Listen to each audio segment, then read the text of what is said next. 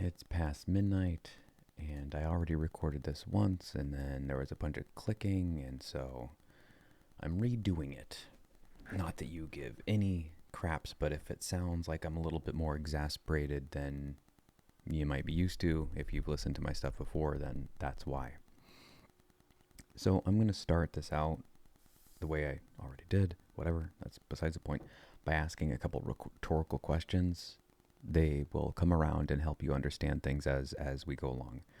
But the first question is, have you ever used anything with paper and ink?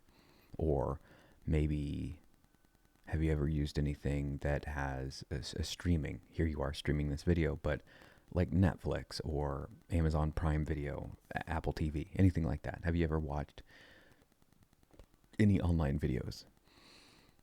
And then the last thing is, have you ever used anything with oil?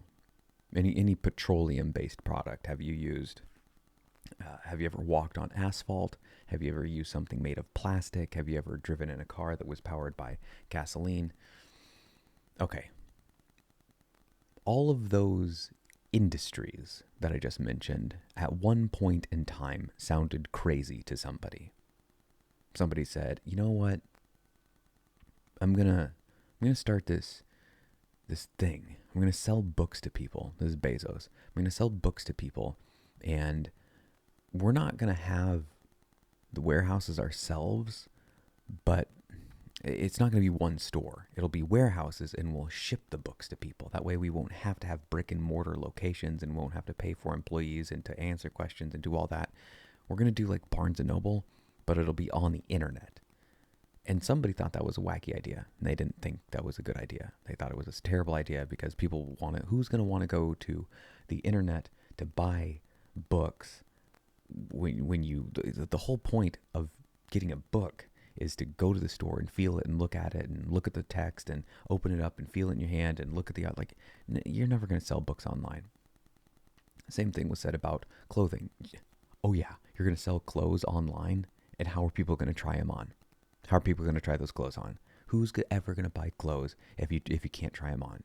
You can't see yourself in them. You get out of here. That's never going to work. Anything, any new technology, when it comes along, if it's disruptive or strange enough, you will have more naysayers than not. But some of the people will come along and be like, it seems like a pretty good idea. I think I will buy some stock in that company. I think I will buy some stock in this crazy company called Tesla that everybody says will never work because he wants to use batteries to have cars driving around and eventually self-driving cars and robots and trucks and da-da-da. Yeah, right. Sure. But some other person goes, yeah, right. Sure. Yeah, okay. I see it. This is a story as old as time. And for every company, every Tesla, every Amazon, every Google, there's 1,000 others that are left in the dust. And so the question is, how do you pick them? Well, some of them are winners and some are not. Now, apologies. Not a coworker. Jeez, this is how late it is. It's 1 a.m. A family member, not a coworker, a family member that I guess helped orange pill, certainly, came to me recently and said, hey, I'm looking at MicroStrategy and I think it's a really good idea.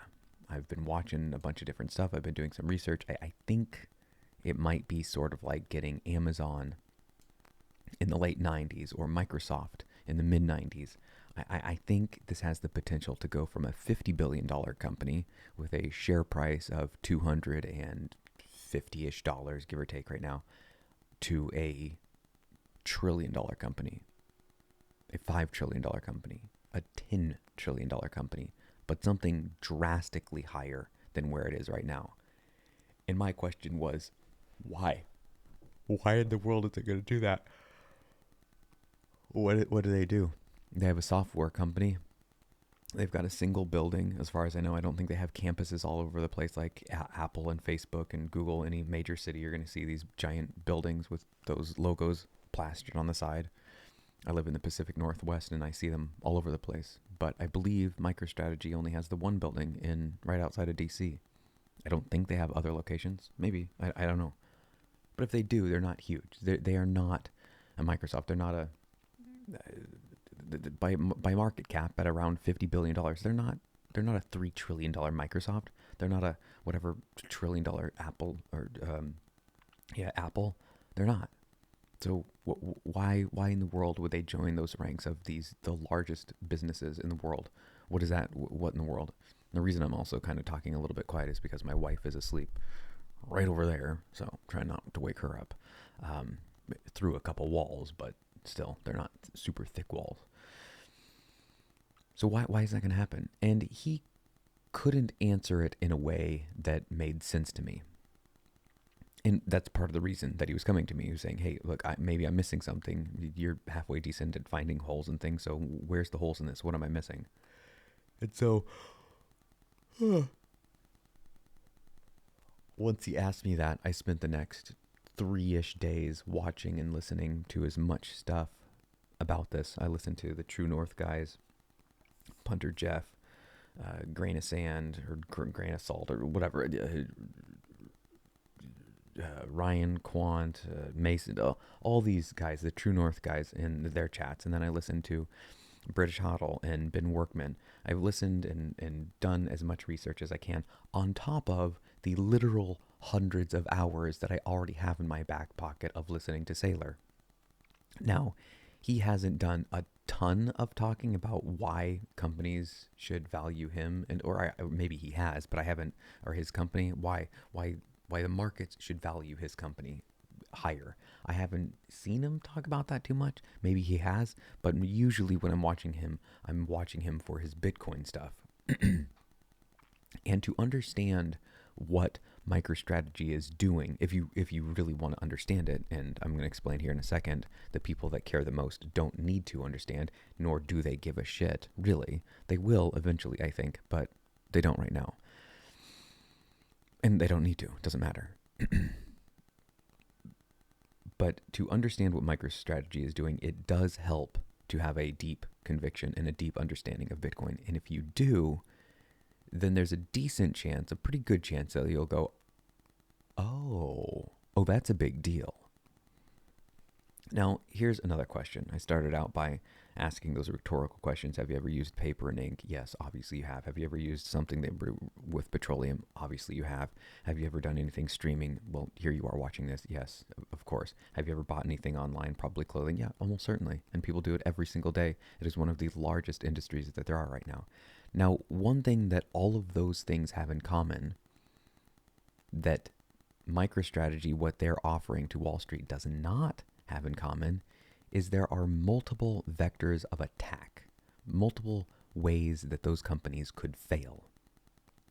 Now, if you want to come into the industry of making new graphic processing units and new AI chips because you want to go after NVIDIA, you have a inordinately massive hill to climb. How in the world are you going to do that? Not saying it can't be done, but holy moly, startups probably aren't going to try and tackle that mountain. It is so massive. You might get some startups coming out, and you see them every once in a while, that want to develop a new phone. They're going to do a phone that's black and white, so it's easier on the eyes, and we're going to take a step away from the bright blue light and the all the distractions. It's going to be a light phone, which is a thing. Okay, yeah. Is it going to eat into Apple's market share? No, you're going to have a few thousand people. It's going to be a very niche thing, and people will like it and they'll get it, but it's not going to change the world. People like their light, shiny, flashy phones because of what they do and all the gizmos and gadgets that they are afforded with them.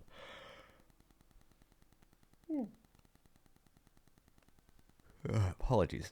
So if you want to go into any industry, there's a lot of things, any industry, a lot of things that you have to take account for. Now, if you want to go after MicroStrategy, you have to do one thing. You have to do one thing. You have to beat them with their Bitcoin holdings. That is how you beat MicroStrategy. That's it. That's literally all you have to do. That's all you have to do. Yes, they have a software business on the side that is used by different cities and businesses and churches and whatnot. I think it's like an accounting software or something primarily, but it's not a huge reason for their $50 billion valuation. No, the number one reason they're valued for what they're at right now is because of their Bitcoin holdings. And if you want to go after that aspect of their business, they even call themselves a Bitcoin treasury company, then you have to buy a bunch of Bitcoin, a lot of Bitcoin.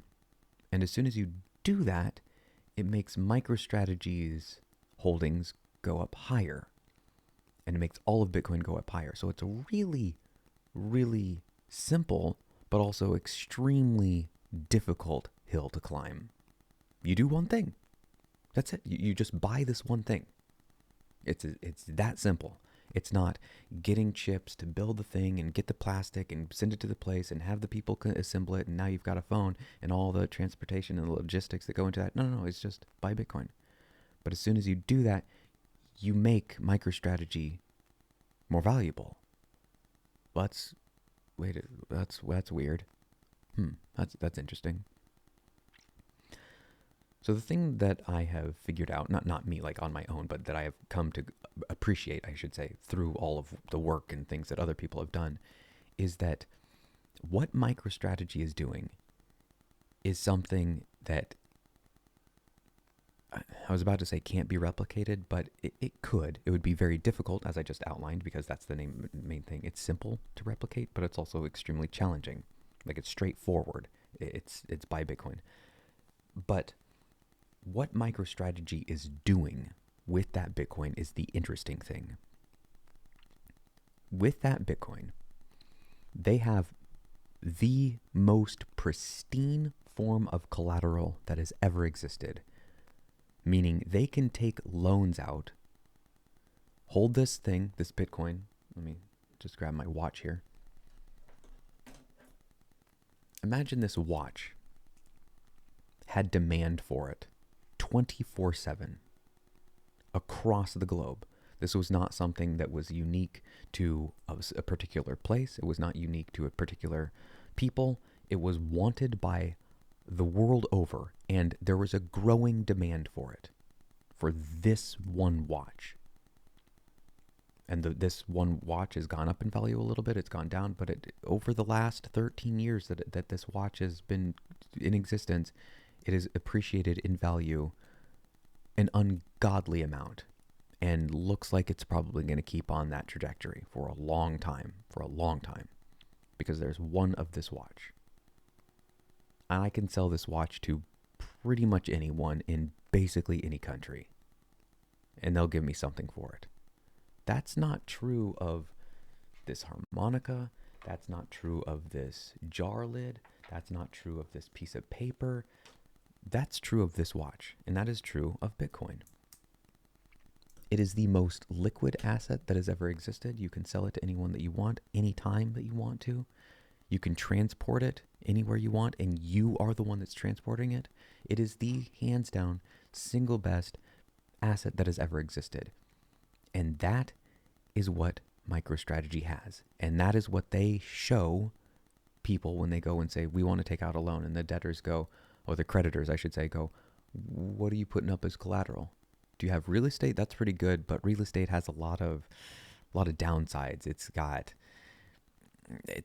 the danger of a flood. It's got the danger of fire. It's got the danger of the political unrest. It's got the danger of people not wanting to live there anymore. It's got the danger of collapse. It's got the danger of the maintenance cost. So it's pretty good because people like real estate and people have to live there and they have to work in it. Well, less now than before because people are doing the whole work at home from home thing. But that's pretty good. What do you have as collateral? Do you have gold? Because a lot of cultures like gold. Do you have cars? Because people like cars. What do you have as collateral? And you go, no, I have something better than all of that. And I go, better than real estate? Better than stocks? Better than, what do you have? I have Bitcoin. Oh, that is pretty good. Yeah, we'll give you a loan, no problem. Because if you don't pay us back, we get your Bitcoin. And we've seen what Bitcoin is doing. And that, heck yeah, it'll keep on appreciating. And also, we feel pretty confident that you will be able to pay our loan back given what Bitcoin has done. And you seem to know what you're doing and your track record, it looks great. And you show us your papers. seems all good. So there's no downside there. And this is weird because it seems like there would be. There has to be, right? Not really. There's always risk, sure, but it's so minimal here. Now, what they're doing once they take out that loan is they go and buy more Bitcoin, but they're also, this is MicroStrategy, they're also going to the one industry that I know of that is singular focused. And I mean more singular focused than you can imagine. I mean more singular focused than the Japanese artisan that takes a specific kind of metal mined from a specific mine and takes that wire that's smelted, this only this one metal that comes from this one place, and takes this wire and makes little sculptures, assuming such an individual exists. But let's say he does, and he doesn't care about stones, he doesn't care about plastic. All he cares about is that one wire, that one kind of wire. But he also has to care about the gloves that he uses, because he uses gloves. And he also has to care about his workshop and the space that he's in. He also has to care about the pliers that he uses, because he doesn't use just any pliers. There's a specific kind of pliers that he uses to do the sculpture. So even the Japanese craftsman that is super singular focused on making this one wire sculpture with this one kind of wire still is diversified in what he has to pay attention to. This industry that I'm about to name doesn't have any other concern. It has no other worries. It doesn't care about anything besides one thing only. And that industry is Wall Street. And all Wall Street cares about is making money. It does not care about anything else. And you could make the argument, well, they care about the buildings that they're in. No, they don't. They can do that anywhere. They're just probably just on a laptop primarily. Well, they care about the suits that they wear. No, not really. Maybe when they're going out and drinking with their buddies and networking, sure, but that's not, it doesn't really matter. Okay, well, they care about the computers that they use. They can get another computer. Like that's not their industry. What they care about is making money.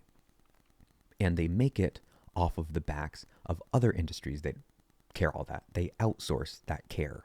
Oh, Apple can care about the logistics and the plastic and the chips and Home Depot can care about the lumber and the manufacturing and the employees and the payroll. We don't care about all that. We don't. It doesn't matter to us at all. Us being Wall Street, we're here to make money. That is it. That is it. And here comes a company, MicroStrategy, that is more perfectly aligned with that desire to make money than any other business, any other thing that has ever existed. As far as I can tell, as far as I know. MicroStrategy goes along and says, we're buying the best form of money that has ever existed, the hardest asset that has ever existed, the most liquid asset that has ever existed, the most transportable asset that has existed. Oh, and by the way, it's digital, so it doesn't have any of the downsides of a tangible good. We take that, and then we offer Wall Street different products. We have our stocks that you can buy. There's all sorts of different things, and I won't even pretend to know what those people are talking about when they talk about ATMs and convertible bond offerings and like I don't know what any of that means. But when I listen to these people, there's one thing that I glean in and go, oh, MicroStrategy is offering a suite of products, and now those products will probably grow over time, and none of them are tangible products. They're all digital, ephemeral things that have no footprint. They don't take up space in boxes. It's just all computer screen stuff. But it matters to Wall Street in a big way. And you go, sure it does. Show it to me. I thought you said it mattered to them, but they're only a $50 billion company. They're only a $50 company right now. But they're trading. The way that they're moved around, the way that Wall Street is valuing them is right up there in the top 10. They're number 6 or 7 in some of the different charts of the money that's going around that Wall Street is dumping in and selling and buying and doing all the things with that company. Wall Street looks for pieces tools, if you will. And they want the best tools for their job. And their job is to make money. And so they look for the best tools to do that with.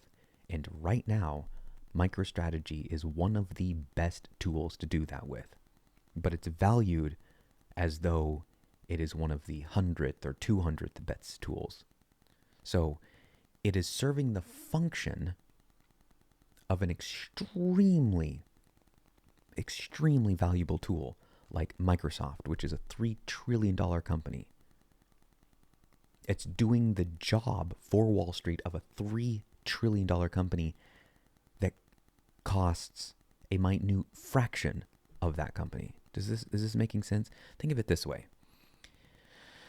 You're a carpenter and you have a hammer that costs $500 because it is this titanium hammer that's anti-vibration, and the handle is made of this specific kind of wood that also reduces the vibration. It weighs 2 ounces. It's extremely light, so it doesn't hurt your arm. It swings, but it hits like it's a 20-pound hammer.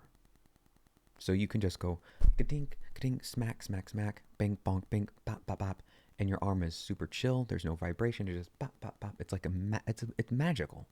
It's magical. And it costs $500. That's going to be a really good hammer. You're going to love that hammer. But the downside is that whenever it breaks, because the wood does wear out, and a few of them have break or it gets stolen, you got to go and spend another $500 on that hammer. That's kind of a bummer. That's a lot of money. But there's another hammer that you like a lot too. You've been liking it a lot recently, and it's by a new company. And this hammer does nearly the same thing. It's a little different. You do feel a little vibration, and it's a little heavier. It's 4 ounces, but your arm is still not sore at the end of the day. Maybe you feel it a little bit, and then maybe there's a tiny sensation. They're like, oh, okay, yeah, it's there, and I notice it. It's a little different. The main difference, though, is that hammer costs $2. Well, let me see. What's the actual math on that? That's 20, 60. So,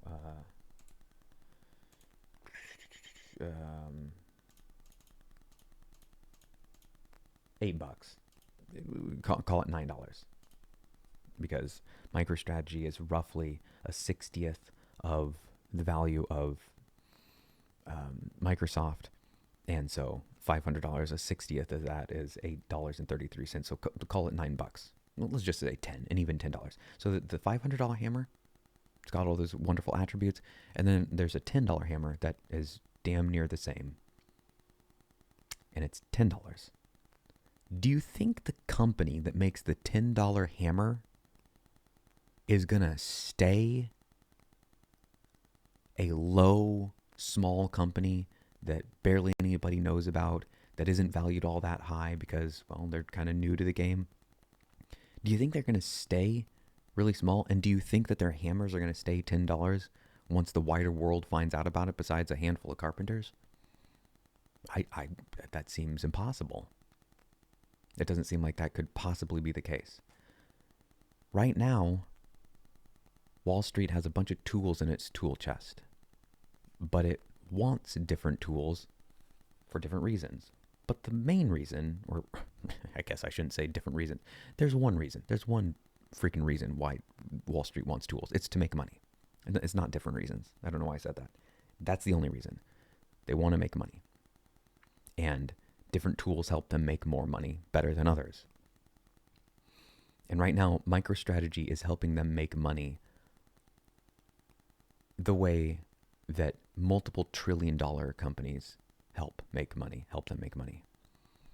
And it seems truly impossible to me that they stay a $50 billion company.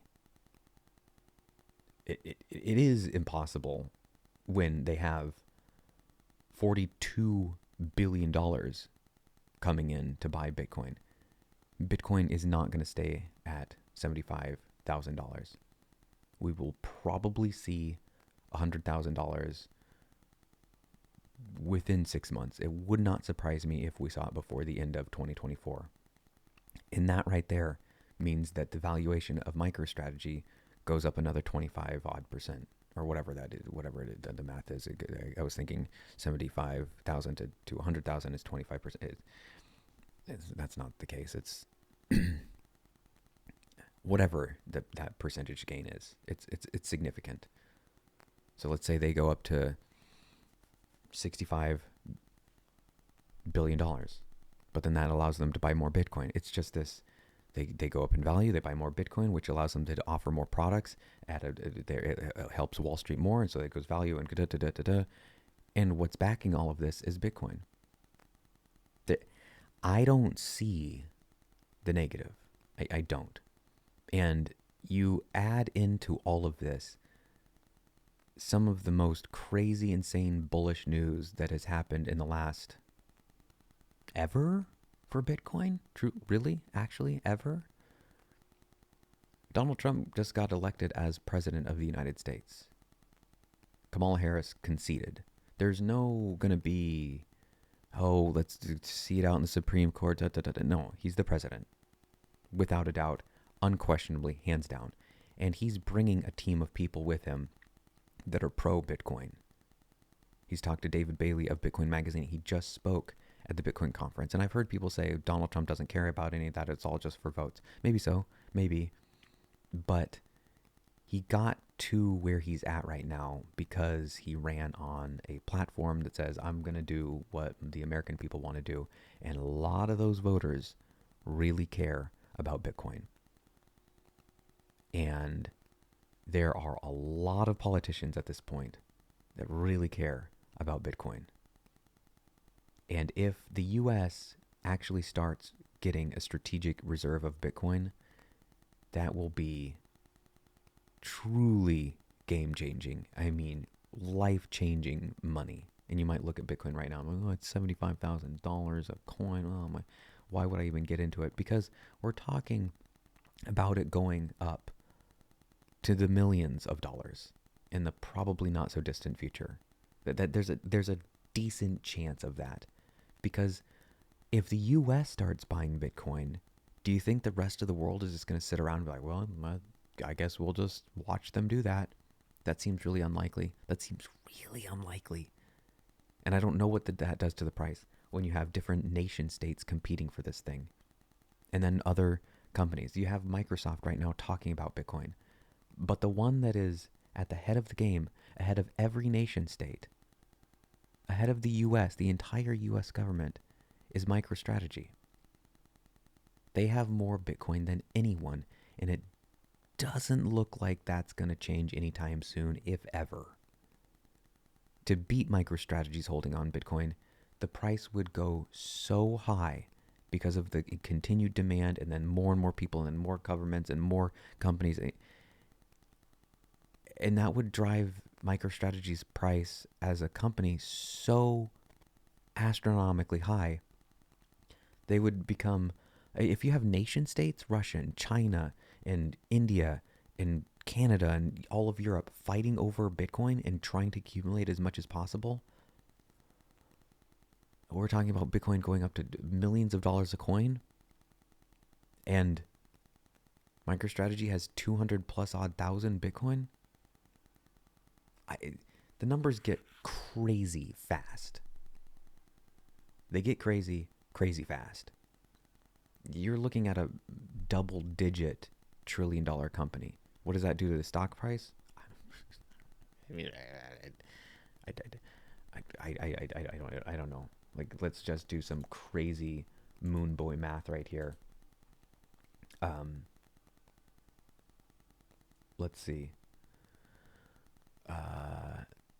$50 billion into a trillion is 20 times. And so you do that, that's 200 times. So let's say it's 250 a share right now times 200. That's $50,000 a share. So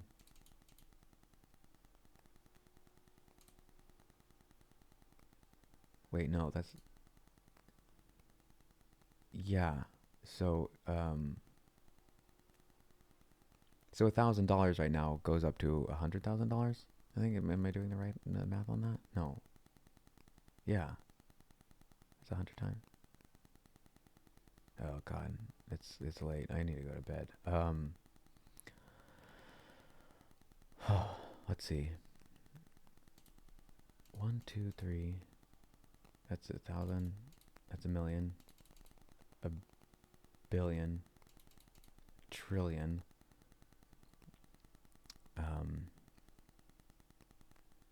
Divided by, oh, 1, 2, 3 million billion equals 20,000. That 20. I don't know. It. I can't even. It's massive. It's massive. Absolutely insane numbers. Is that likely? Oh, I don't know that it's likely, but it's possible. And if we do see the U.S. actually buying Bitcoin strategic reserves, I don't know. So the long and short of this is that what MicroStrategy is doing and why they should be valued is they're offering Wall Street a product in a way that no other company can. They just can't. It's not possible. And they're valued like a really, really crummy option right now in comparison to everything else. But they're being utilized by Wall Street the way the biggest companies in the world are being utilized. So it seems as though it's just a matter of time before their valuation goes rocketing upwards. And that means their share price goes rocketing upwards, which means Bitcoin goes rocketing upwards. It's just this crazy symbiotic relationship that all the money is helping the money, helping the money. And I don't see the holes right now. If you have questions about this, if it doesn't make sense to you, if my hammer didn't make sense, the analogy didn't make sense, then I don't know, ping me below and I'll try and answer it. But I don't understand exactly what it is that Microsoft or MicroStrategy is offering. Like I couldn't tell you what a convertible bond is, and I can't get into all the numbers. All I know, or all I think I know, is that they're doing something for Wall Street that no other company can, and that makes them extremely valuable to Wall Street. And Wall Street cares about one thing: making money. And MicroStrategy is helping Wall Street make money the way that some of the biggest companies in the world are helping them make money. And so that means their stock price is going to go up, is what that means.